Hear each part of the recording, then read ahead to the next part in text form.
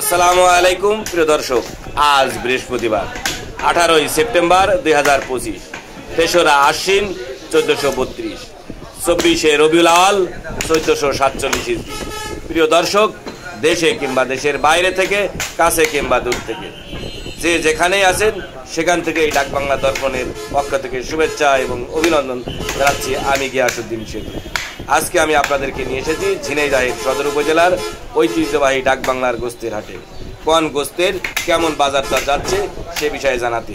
তো প্রিয় দর্শক, চলুন আমরা জেনে নিই আজকে ব্যাপারীদের সাথে কথা বলে। যেমনটি জেনেছি গোস্তের বাজার, ঠিক তেমনটি আপনাদের সামনে তুলে ধরার চেষ্টা করছি। রবিউল ভাই, গোস্ত কত করে আজকে?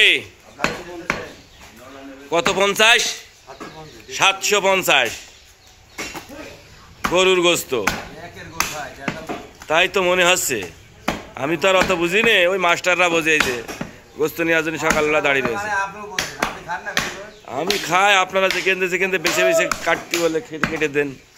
আর পায়া কত করে? 2500। আর ভুড়ি 380 টাকা কেজি। আজকে রবিউল ভাইয়ের কাছে ভুড়ির দাম কম আছে, 380। গোস্ত তো একেবারে ক্লিয়ার টু ফর্সা। ভাই এটা কিসি গোস্ত? চাপি? সামনের রান?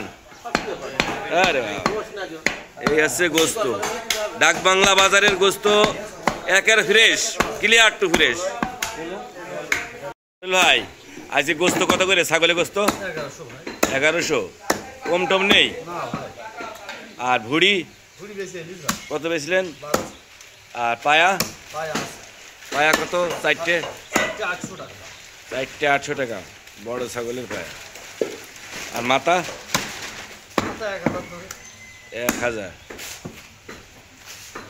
1000 টাকা ছাগলের মাথা। চাচা, কি গরু জবাই করলেন ভোর করে? দেশি ষাঁড়? দেশি ষাঁড় নাই বুঝলাম, কিন্তু কত করে আজকে? 750। আর এই ঠ্যাংগুলো?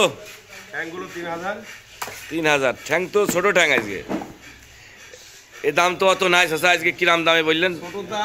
ছোট বলে 3000। আর ভুড়ি? 400 টাকা কেজি। মোটামুটি চাচা তো কোপ আজকে ভোরবেলা করেই শুরু করে দিয়েছে। এই যে কোপ শুরু করেছে ডাক বাংলা বাজারে, এই চান্দি নাই সেটা দেখছেন আর কি। আমার চাচার মেলাদিন মনে হয় দেখেন না আপনারা। হ্যাঁ, এই যে কোপ কোপ সব জায়গায় দেয়, আমি শুনেছি। হ্যাঁ,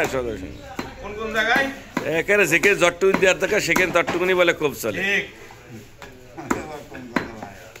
ভাই তপন ভাই, গোস্ত কত করে আজকে? 750। কম নেই? কত করে? কত কম? 700 করে। ভুড়ি কত? পায়া 3500। কি গরু জবাই করলেন ভাই আজকে? দেশি গরু। কাটার স্পিড তো ভাই আপনার ভালো ভাই, এসে তুই জোরে কাটতে পারেন ভাই? তাই এ বিরাট ব্যাপার যে।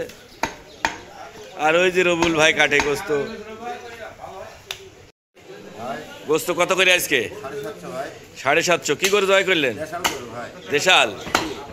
আর ভুড়ি? 400। পায়া? 3500। ভাই এইটা কোন জায়গার গোস্ত কাটছেন? নীলদাড়া। ভাই আপনার গোস্ত কাটা তো স্পিড ভালো, কিন্তু আজকে এত ঝিমিয়ে কেন ভাই? আজকে আসতে কেন ভাই আপনার গোস্ত কাটা? হয়ে যাচ্ছে, বুড়ো হয়ে যাচ্ছে বলে না গোস্ত কাটি। এই জন্যই আমি বলি গোস্ত কাটতে শক্তি লাগে আর কৌশল লাগে।